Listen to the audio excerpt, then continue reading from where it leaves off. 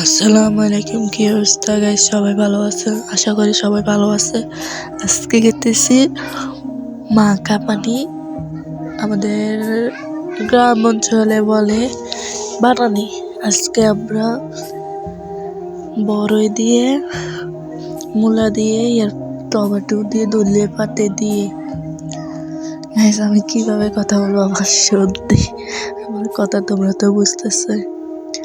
আজকে ভালো করে মাখাই, গ্রাম অঞ্চলে পোলাপান নিয়ে খাবো।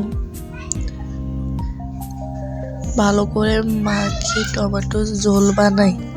আসলে বানানিটা আমার জন্য হলো, আমার এক নানি আনি দিছে বানানি বানার জন্য, কিন্তু আমার মুখে আমি জাল খাইতে পারি না। এমনি আগে কত মরিচ পাটা, কত মরিচ, অনেকগুলো মরিচ খাই ফেলতাম, এখন পারি না, এখন মুখে ঘা। মরিচের কথা শুনলেই জিভে জল আসে।